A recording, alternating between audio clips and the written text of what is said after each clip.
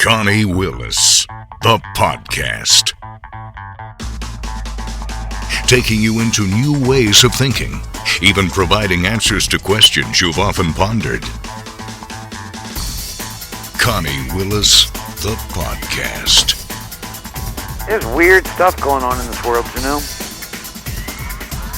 And I don't just mean the stuff everybody knows about, like the government and the oil spills and the climate change and in addition to all of that, there's an awful lot of stuff that is, I don't know what the heck it means, but it's very weird.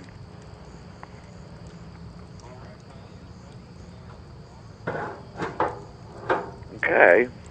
Hi there, welcome back. This is Connie Willis with High Strangeness. You know the number to call, 1-800-STRANGE, 1-800-STRANGE, and the website, highstrangeness.com. Check that periodically during the show because we will be posting up some pictures, and we'll also post up the link of the guests that we're speaking to. Today, I am so happy to announce that we have Nancy Talbott with us tonight. She is absolutely amazing. Anyone that knows her and has worked with her talks of her in-depth researching and also her passion that she has, as well as just being a fantastic person, which I'm hoping to meet her one day, and she can show me some of the things that we're going to talk about tonight. Crop circles. She's the head of the BLT research team. Nancy, how are you? I'm fine, but nowhere near as neat as you made me sound. Okay, we'll just take everything back that we said. But not everything, some of it. Well, we were hoping to get an update on the crop circles and what's going on there. And, you know, you are kind of known as the queen of crop circles. Have you heard that one yet? Actually, I probably have. I try to avoid these terms like expert and authority because when you're talking about the crop circle phenomenon, it is so complex that I don't think anybody knows enough yet, you know, to make claims like those, and it's a lot to live up to when you got people saying that you're this and that and the other thing. Well, until I saw your work that you have done, you know, basically, you know, I kind of looked into all the other areas of all the weird stuff that goes on in this world that most people don't even have a clue about, and who knows all the weird stuff we don't even know about yet, but I never went very far into the crop circle world because what you would see on TV is, you know, okay, here's one, with some of these documentaries around here. And then, of course, the guys trying to fake that it's us and we make these and this is so fun. And you're thinking you guys are idiots. At least I think so. Because I want to know the real stuff. I want to know what's going on. And until I went to your site and until I heard about you from a few other people, I had no idea of the amount of scientific work that's actually been done. Oh, my goodness, exactly. Tell people the website so they can follow along with us. It's www.bltresearch.com, just like the sandwich, BLT. BLT, that's exactly how I remember it, by the way. And you can go to highstrangeness.com if you didn't get that. Don't worry about it. We have the link for you to go to, and you'll see everything that BLT has been working on. So, Nancy, what is the latest update? I think it has to do with the UK. Yeah, it's funny that you called because we just put up this report on some of the crop circles that occurred in England last summer. We, BLT, have not worked in England the last couple of years, partly because there are a lot of man-made events going on there, and it costs as much money to work on a man-made one as it does, you know, on a real one. Partly because we have looked at hundreds of them from the UK back during the 1990s and the early 2000s, and there's no need to do exactly the same work, you know, over and over and over again. Mm-hmm. You reach a certain point and you've gathered enough data, and in our case, we've published it in the peer-reviewed literature. So at that point, you're looking for new things to do, and I've been spending a great deal of time in Holland around this young man who, as far as we know, is the only person in the world who knows exactly when they are occurring, the crop circles. He knows, he can feel it as they're occurring in his area. What is that about? I wish we knew. Nobody knows yet. But it seemed to me, you know, that spending time with him and understanding better some of the things that go on around him might help us learn more about the circle phenomenon. But because we haven't been in England for a while, a very good field worker was made available to me last year. And I thought, what the heck, let's see if the plant changes and that we had documented so thoroughly back in the 90s, I wondered, were they still happening? Would we still find these same things that we had found before? And so he went off and all he did all summer long was collect plants. And I've just put this report out that is listed on the top of the homepage at BLT Research. And what it showed, there were several things that were astounding to me. First of all, the same physical changes, the visible physical changes. People have to realize that in scientific work, some of it, in this case, has to be done in the laboratory, all the germinations where we grow out the seeds. Mm-hmm. Of course, you can't do that in the field. Mm-hmm. The microscopic work you can't do in the field. But there are 4 very clear, visible signs, changes that occur in crop circle plants when the crop circle is not made mechanically. In other words, pranks with planks. Wait a minute, say that again. The pranks with planks. And are they doing that just to mess with you? Or are they doing it just to waste people's time and just... You have to ask them. I don't get into why they're doing it. I just try to stay away from it as much as I can. You don't need to waste your time there. Okay. I got busy doing other stuff. Right. But at any rate, number one, we did find that a certain number of the circles that we were able to get to did in fact show these same changes that we have found in crop circle plants in the 17 or so different countries that we've worked in over a 12-year period. But more interestingly to me, this year in England, couple things happened that were new. One of them was that some of these formations that were appearing looked like pictures. I'm calling them pictorial because they looked like something that anybody would recognize. I mean, there was one that looked like a jellyfish. There was one that looked like a hummingbird. There was one that looked like a phoenix. There was another that looked like a dragonfly. This has never happened before. Yeah, before they were all symbols. They were and various shapes. Arrangements of circles and lines. Okay. Occasionally there would be one that looked like something. Okay. I remember back in the late 80s, I think it was, or very early 90s, there was one that looked like an ant. Yes. There was another one back then that looked like a bee. Right. But this was very rare, and it has not occurred recently until 2009. And then there they were all over the place. And it just happens that our field worker did get to a couple of these, and I rather expected that the plants were going to show us that these were mechanically flattened, with a board or a plank. Well, lo and behold, that was not the case.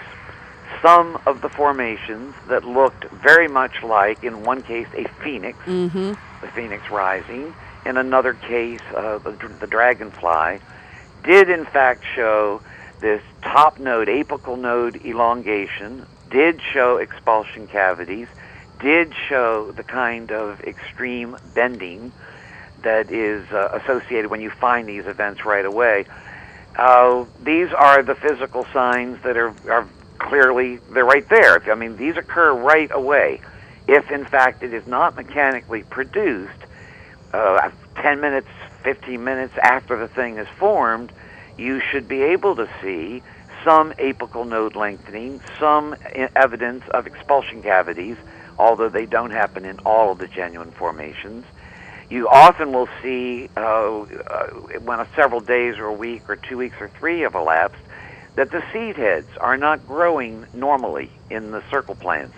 They're dehydrated, they're smaller. Sometimes there are no seeds in them at all when the circles happen very early. The microwave component seems to completely stop altogether the ability of those seeds to grow, and therefore it makes the plant sterile, you see. Mm-hmm.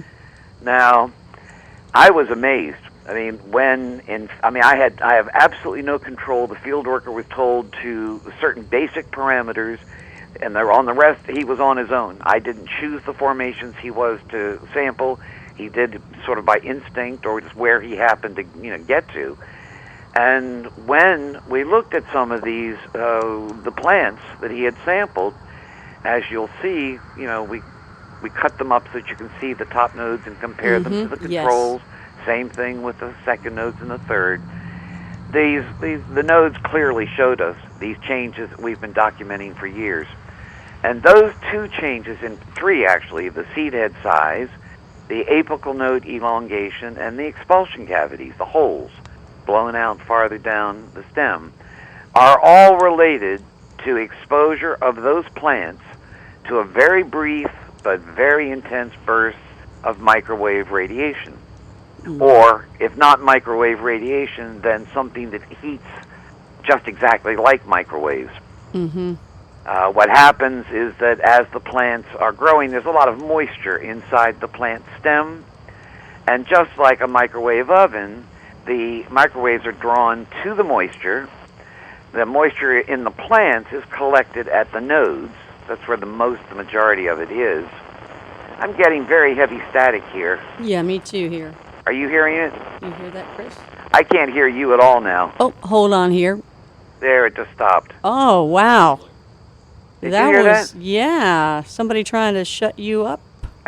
I'm serious. We're like, what? That hasn't happened. Weird things happen on this phone. You got that Anyhow, right. So we're back to the nodes and the microwave. And it's kind of like when you put popcorn in the microwave. Exactly. Well, think of a potato or an egg. Okay. What happens? The microwaves go to the moisture inside the potato. That's how it gets cooked. If the potato stays in there too long, or the microwaves are cranked too much, they're too high, what happens? The potato explodes. Yes.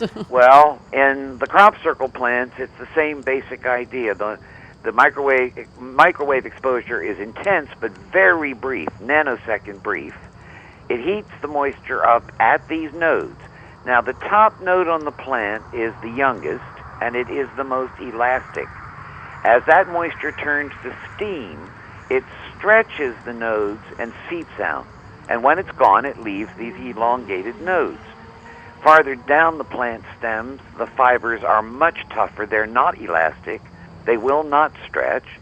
And so what happens there is that as the steam builds up in those lower nodes, if it builds up enough, it blows a hole out, just like it would if you put a potato in a microwave oven and cranked it up too high.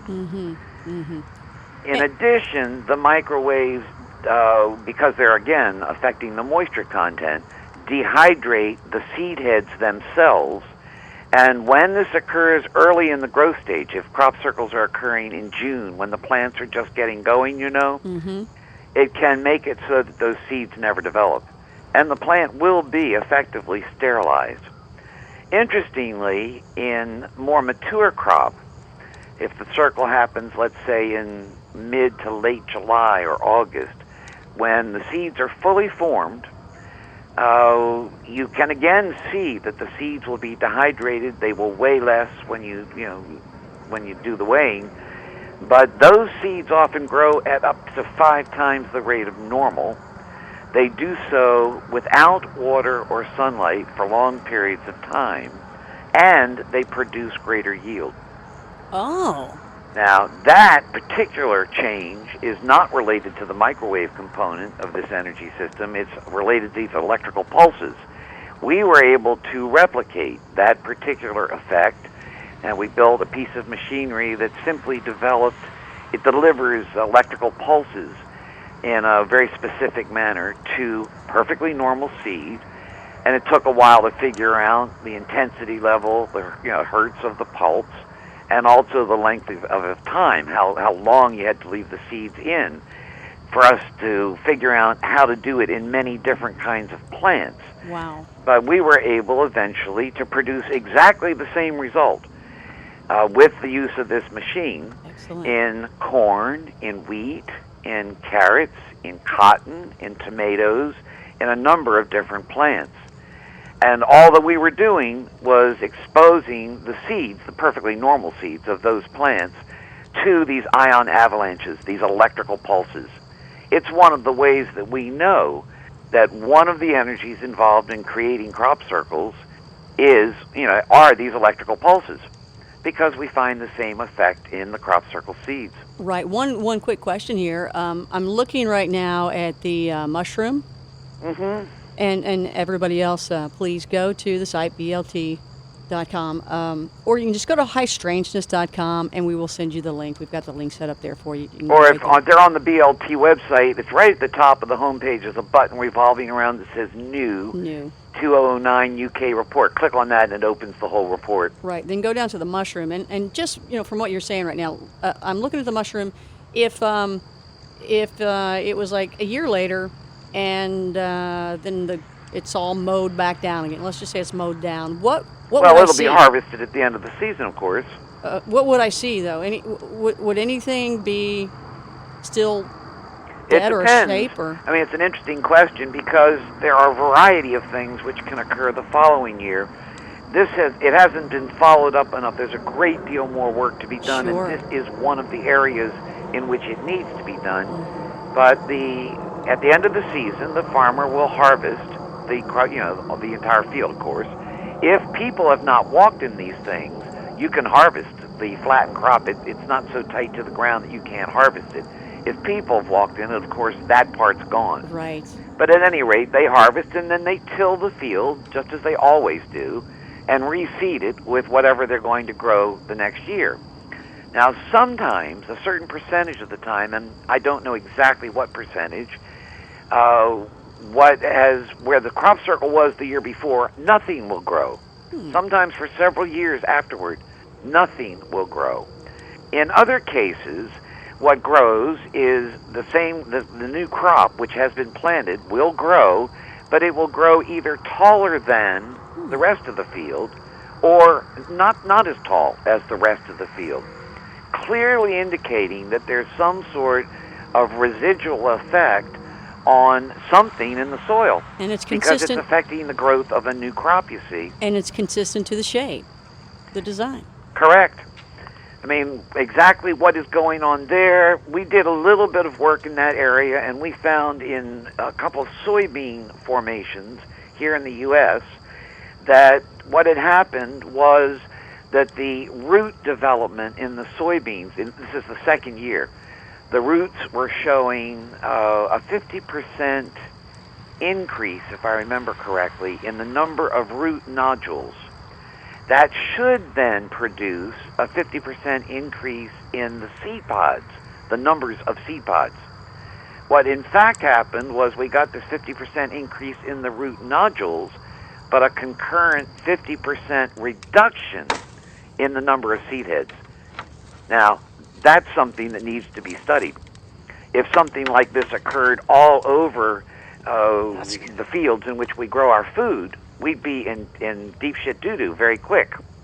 Because if you're suddenly losing half of your product, Sure. You've got a problem. Right. The same thing is with if, in fact, the crop circle situation, whatever is doing it, occurred in all the fields around the world simultaneously when the crop was young, before the seeds were formed, you'd get massive sterilization of everything that was hid. I mean, if you like to eat, this could be a problem. And what about in the non-agricultural areas? I don't understand the question. Well, when you guys are recognizing this and it either yields or doesn't yield, what about in the areas where, like in the wild meadows or something like that? Well, we did not do, our work encompassed primarily cereal seeds, Okay. meaning wheat, oats, barley, and rye. We also worked on a number of different formations that occurred in vegetables, and also, interestingly, in maize, corn, what we call corn. The Brits call all of these products corn, so I have to distinguish by saying it's maize, which is the correct term. Right. But we did work on a few that had occurred in grasses, and found, to the extent that you can, many of the grasses don't have the same node structure, you see. Mm-hmm. They're not built the same way. And with a limited amount of money, this is less than $500,000 were spent to accomplish the work that's been done so far. You really have to focus your attention in the beginning phases of this sort of work, rather repetitively. You have to keep going back and trying to replicate whatever it was you've just done. And you can't examine everything. There just isn't enough money or time, with, a certain degree of financing to accomplish all of that. But crop circles do occur in grasses. They occur in reeds. They occur in all kinds of vegetables. I saw one happen personally in string beans, and watched as these brilliant tubes of light came screaming down from the sky, wham, right in front of my face. Scared the dickens out of me.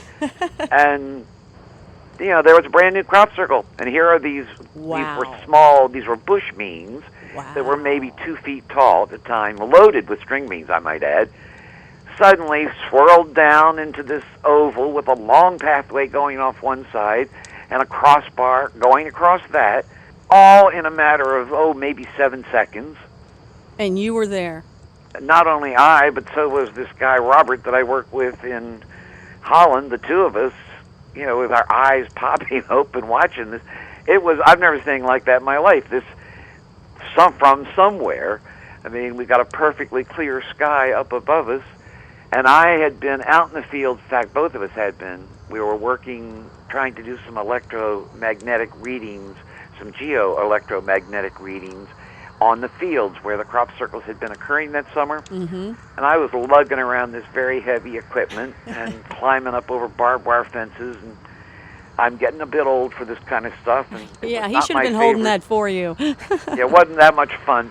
But I was pretty annoyed because we'd been doing this for weeks and we had found no variation at all, except when we were standing underneath high tension lines, which of course you'd expect to see it there. Sure. So I was pretty disgusted, and Robert wanted to go back out in the fields that night and asked if we were going to, and because I was annoyed, I said no. I was sick and tired of the phenomenon and sick and tired of trying to understand it. Why couldn't it be more direct? And I marched upstairs to the bedroom that I was staying in, which happened to be at the back of his house, overlooking this farm field. And it has these huge floor-to-ceiling glass doors that open out onto a balcony, which I had wide open because it was so hot. And I got into my nightgown. I'm sitting in the bed, which is facing these floor-to-ceiling glass doors, and I was going to read it for a little bit before I went to sleep. He was still downstairs in the kitchen, and the kitchen windows face out in the same direction, out toward this field. And I heard all of a sudden the cattle in the barn down the road begin to bellow. And I know, because part of my work has been to interview the landowners, the farmers upon whose properties these things occur. I have been told hundreds of times about cattle, making these noises and clearly showing agitation around the time when a crop circle happens. And so I heard these cattle, and at the time I didn't even know there were cattle down there. I'd never heard them before. And I thought, gee, I wonder if something's getting ready to happen. But I was tired, and I was still in this sort of pissy mood, so I went back to reading. And it was about 5 more minutes went by, and then the cattle started to really bawl. And I knew that something was up. And I started to swing myself, my legs down over the side of the bed, because I thought I'd better go and, stand in these windows, because something's getting ready to happen here. And before I could do anything, a tube of brilliant light, looked to be about 1.5 feet in diameter from where I was sitting, came screaming down from the sky. Oh, wham! As a perfect tube the whole way down, and lit up the outside like it was, daylight. I could see easily 1/2 mile across that field. And it also, for some reason, lit the bedroom up as if there were spotlights on it. I just like, whoa! And then it was gone. It lasted an instant or, a second or two, and it was gone. Unbelievable. Before I could collect myself, another one, wham! In exactly the same spot. And by this time, I had my legs over the side of the bed, and I'm yelling for Robert. Well, he's downstairs. He's been watching the same thing, and he's yelling for me. And before either one of us could get to the windows, a third one of these tubes of light appeared, the whole thing taking no more than 6-7 seconds. And by that time, we got to the windows. We looked up. There was nothing in the sky. Perfectly normal nighttime sky. No clouds. I think there were a few wispy clouds, but no heavy cloud cover. So Stars certainly up not there. lightning. Certainly not lightning. It was perfectly tubular the entire way down. You could clearly see a spiral rotation inside of it. And Robert and I didn't speak about that, but what we did was we went to the window, we looked up, there was nothing up there. Our yelling had waked up the rest of the family, so then we all went downstairs and we wanted to go look into this field because it's right behind his house. Right. And I was afraid to step out. I didn't want whatever that was coming down and hit me. He's a little younger and he's a little bit braver, and he stepped down after a few seconds, and he didn't get zapped, so I thought, okay, what the heck. Grabbed a flashlight, and we went to the back of his little garden and shone the flashlight over into this field of string beans. And you could see the steam still coming off the circle. It was right there. Wow. Right over the edge of his property line.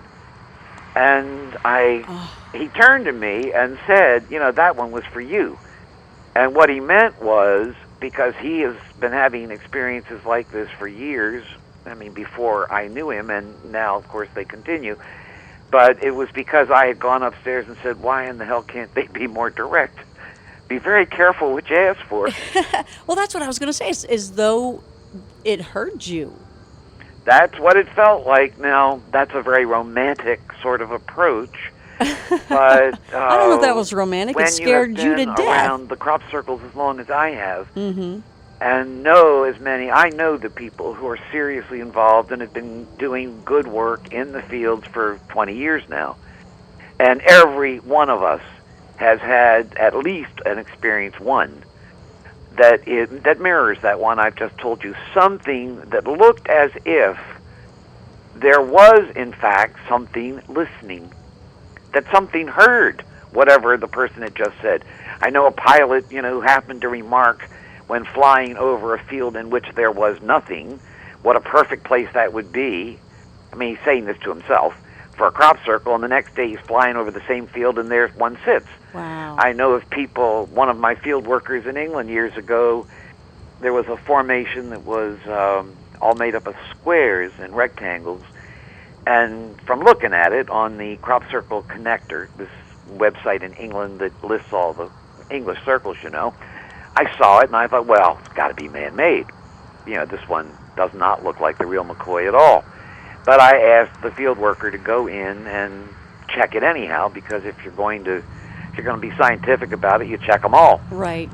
So he went in, and it absolutely amazed me when he called back the next day to tell me that there were elongated apical nodes everywhere and expulsion cavities throughout the whole thing, not only in the downed crop, but in the standing crop. Whoa. Inside the formation.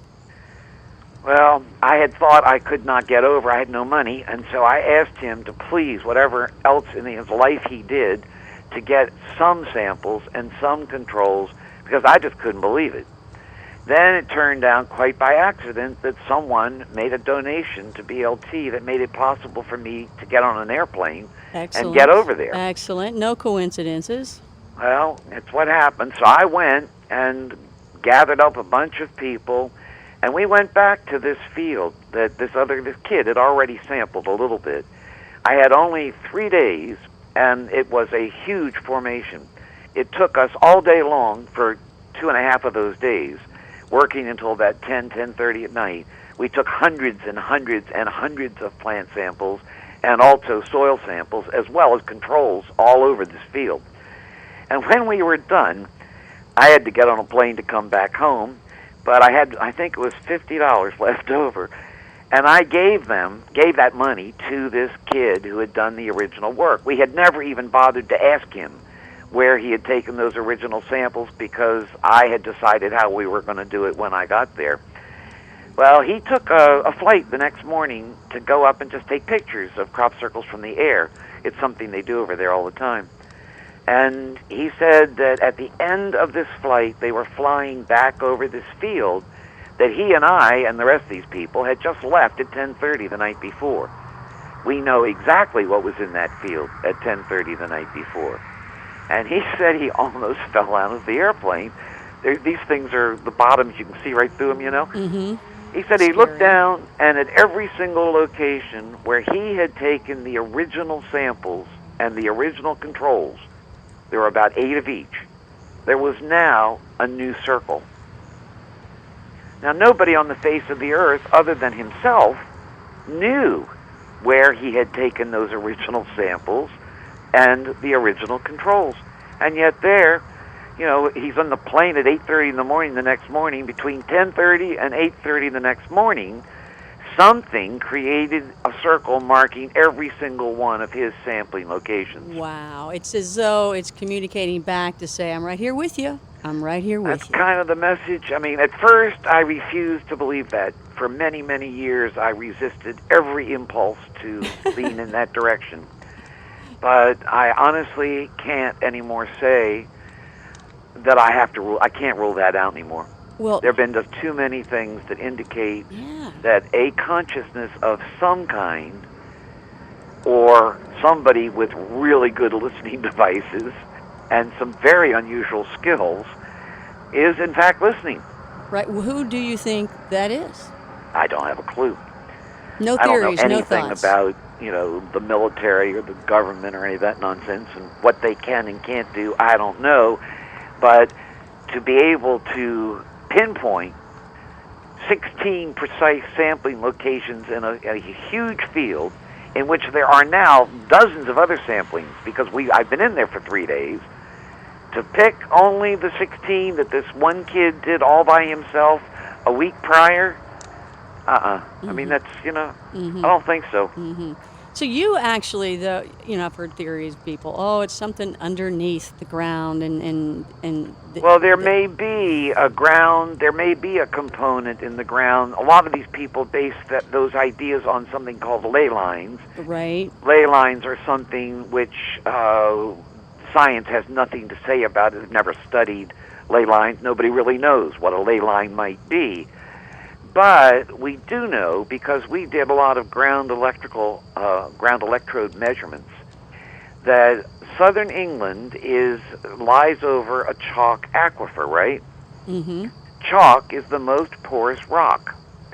As the spring rain percolates down through the chalk, the electrons are stripped off.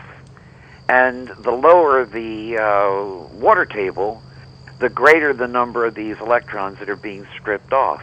What happens is that over the summer, as the water table drops, because it does, the ground electrical charge goes up ever so slightly. And we measured this several years over there, over and over and over again, all summer long. Well, not only does the ground electrical charge go up, the numbers of crop circles increase. Oh, And if, in fact, this is an atmospheric plasma system of some kind, whether completely spontaneously, generated by nature, or whether generated by something else, it's highly likely that it could be attracted to an area where the ground electrical charge was greater than some other area. And so this underground aquifer business may definitely play a role. Again, no formal very little scientific work along those lines has been done. But what has been done does indicate that the ground electrical charge changes, and that could function as an attractor to whatever this energy system is. well, what is it that is like a pen? It's like somebody's just drawing a little piece of art, What is that? I mean, it seems like you might have seen what that is with the beams of light coming from up in the sky.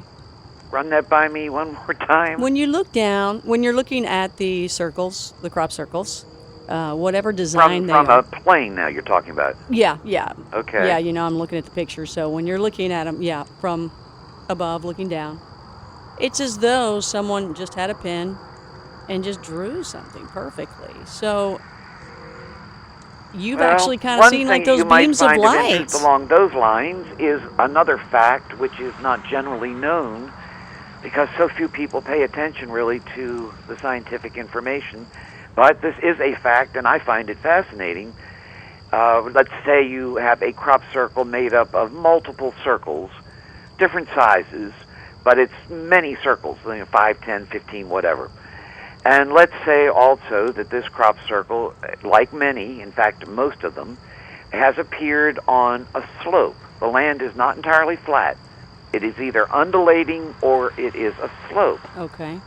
What we have found when you go in and begin to measure these circles, if you photograph them from directly above, they look to be perfect circles.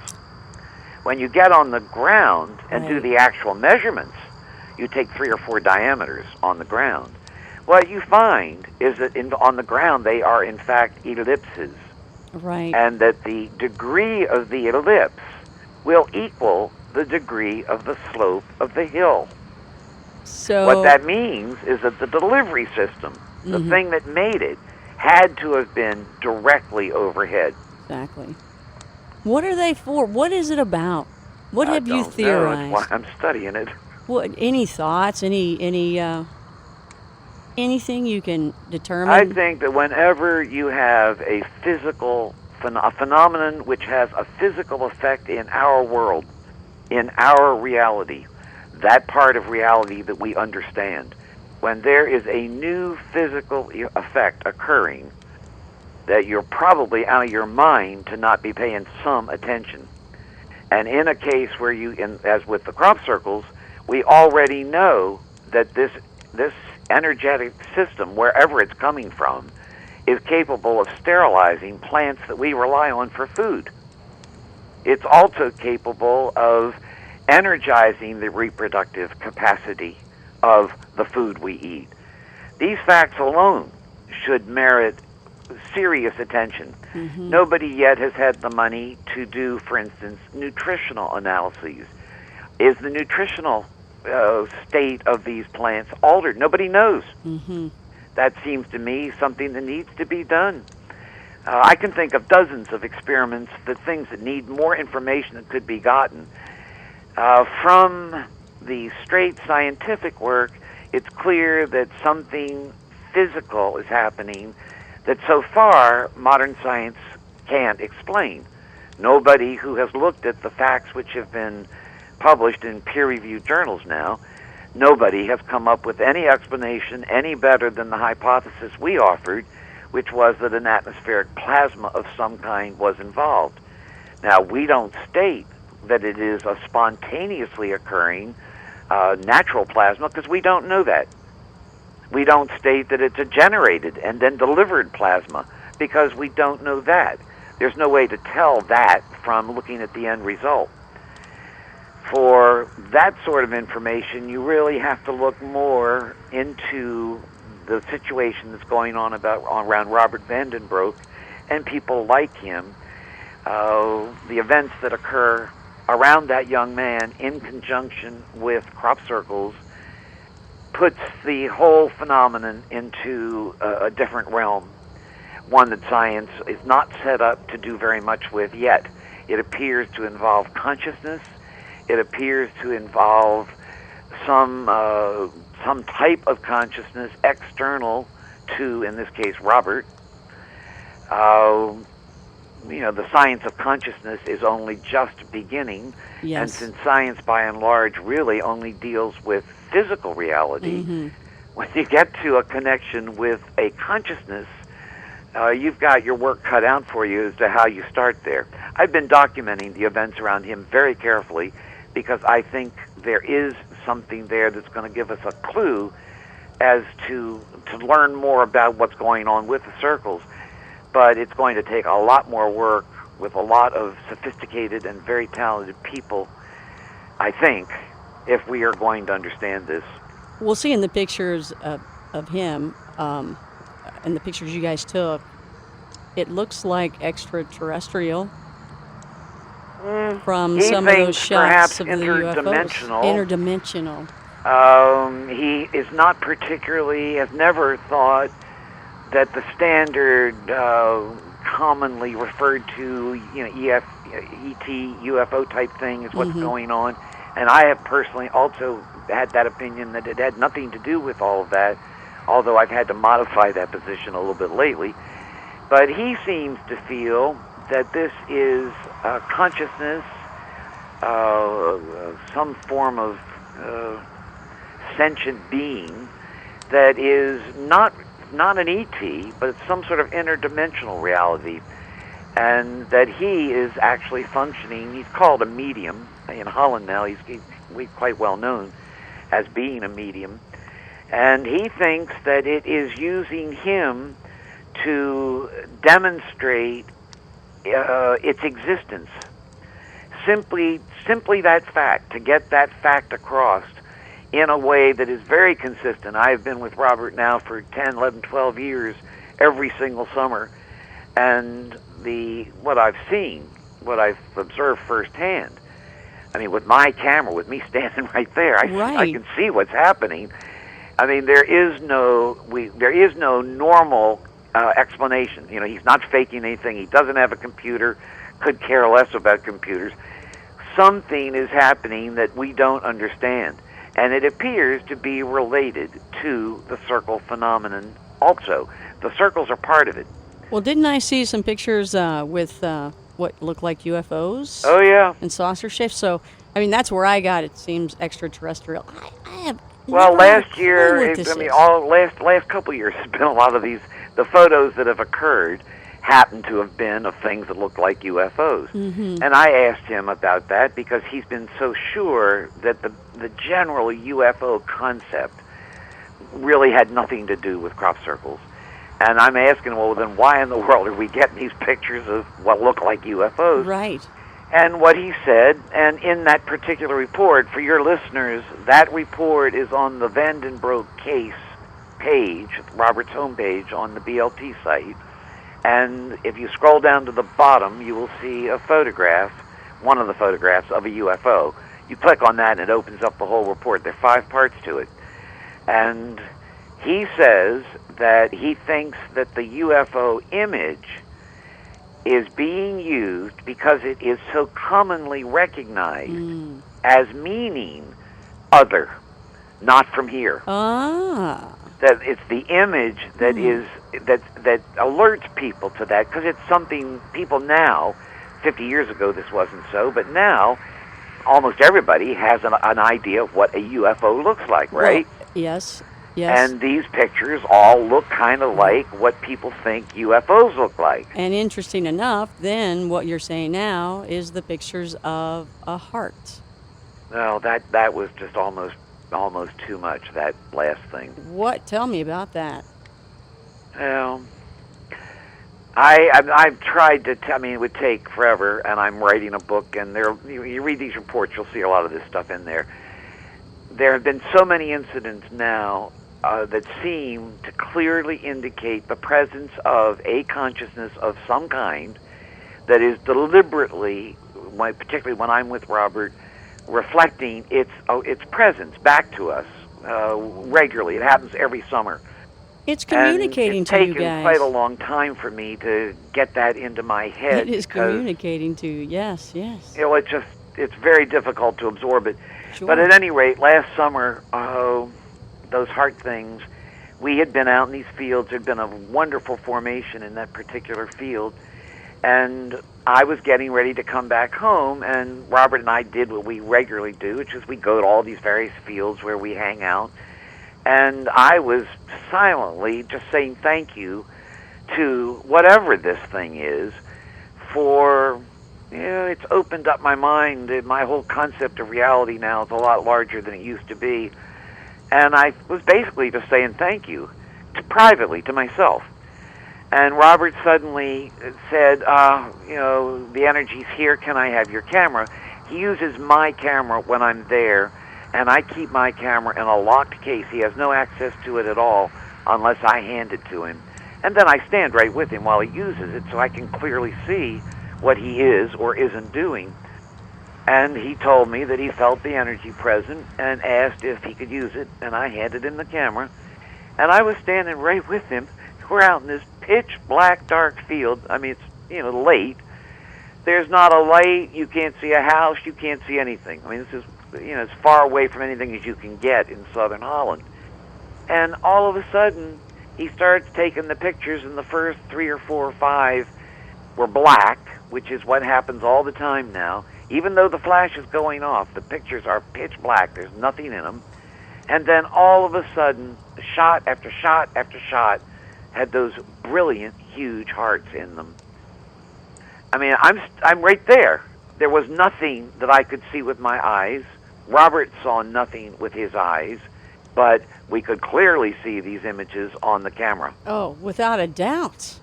And I took, I don't know, 10 or 15, however many he took, and then he tends to take a bunch at once, and then we stopped and looked back through them, and of course saw the hearts. And I was stunned. I mean, I couldn't believe it. What in the heck did that mean? Well, we were getting ready to go, and he thought he'd take a few more, and he put the camera back up. Again, I'm standing right next to him watching, and he took, I guess, 4 more shots at the end there. Again, in each one of those shots, this great big heart appears, and in the middle of the hearts, there's a UFO. Now, I would never have noticed that on the LED screen myself, because the screen is kind of small, but Robert saw it right away. Yeah. And he said, look, there's a UFO there. And I just couldn't restrain. I said, what does that mean? What in the world does that mean? And he didn't miss a beat. He turned, he said, we come with love. Oh. Now, I don't know, I'm not the one taking the pictures, but I know the pictures aren't faked. I know he's not doing anything, since I've been watching him for 12 years at least, do this. Something is, in fact, happening that we don't understand, and in this particular case, it produced these fabulous, incredible hearts with a bloody UFO right in the middle of them. So I think your guess is as good as mine when it comes to, what does this mean? I couldn't believe when I saw those pictures. You see UFO pictures, you hear alien stories, you hear all this stuff, but what you've got going on is absolutely incredible. Doesn't even work for it. Who would have ever have thought it's hard to believe it when you're standing right there, believe me. Man, and you're not seeing anything, but in the pictures later you see this stuff, and you see a glow outside of the heart. I see the pictures right away. I mean, Robert tends, people don't realize this, about him, but he doesn't hold the camera up to his face. He holds it, he can feel this thing he calls an energy or a presence. Sometimes he will call it a spiritual presence, a cosmic presence. And wherever he feels that energy, he turns and, with the camera, say 2 feet, 3 feet out in front of his face. Does the feeling tug at him? Is it evil? Is it friendly? Is it loving? No. It just he turns the camera to face it wherever it is. In other words, it is in a specific location that he can feel. And as he turns toward it, he then will usually he'll take 5, 6, 7, 8, 9 photos right in a row. Click, click, click, click, click. Then he brings the camera down, and my head's right next to his, and we go scrolling back through them to see what happened, because you don't see anything with your eyes. You got to rub up the range of things that appear.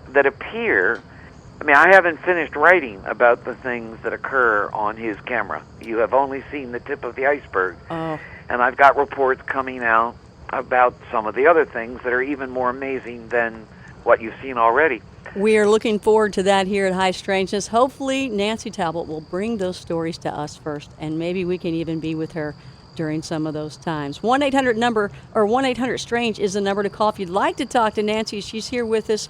Go to the highstrangeness.com website. You're going to see a link to her website, and you're going to see all these pictures she's been talking about. And when you see that heart, you're going to be totally amazed, and you're going to understand why she's reacting the way she does. We'll be right back. Connie Willis with High Strangeness. Wow, I know we could have talked all night long, Nancy. I cannot, oh my gosh, I'm looking at the hearts as you're talking about. When I saw them, incredible, isn't it? Oh my goodness. You can imagine, imagine yourself out there in that field, and I'm telling you, it's pitch black dark. There's nobody around. There's no farmhouses, no animals, there's nothing. Just you and Robert. Oh, and then this kind of stuff happens. And the first couple, maybe 6, 7 years this was going on, I was like, I was like, I mean, I knew it was real because I was watching it, but I just couldn't get my head around it. But these last couple of years, I mean, you're lying at this point if you deny it. You know, it is yes. real. Yeah. I don't know what it is, and I don't know what it means. I can only tell you what Robert says. It is communicating with you, though. To see a heart, isn't it great that there's a heart and not like a skull and crossbones? Well, I wouldn't mess around with anything that I felt was the other way. Robert and I have both come to the conclusion that there are perhaps, in fact, I think most likely, Connie, there are multiple interdimensional consciousnesses, or perhaps extraterrestrial consciousnesses, or whatever. Yeah. There isn't just one. I think there are many. I think you're right. And one particular type, which is of a very positive bent toward mankind, is what is involved with Robert. This is also one of the reasons why I decided to disengage with the other case. Yes, I can totally understand that one. I have to. That particular case struck me as representing, quite likely, a very different type of consciousness or entity or being, one I did not want to associate with. Yeah. In Robert's situation, I've never been afraid. We're out in the fields all the time, completely by ourselves. I mean, sometimes there are other people with us, but a lot of times we're alone. And I know I'm okay. I wouldn't go otherwise. I'm not an idiot. I'm not going to put myself out where I'm going to get hurt or killed or mauled or maimed or whatever, you know.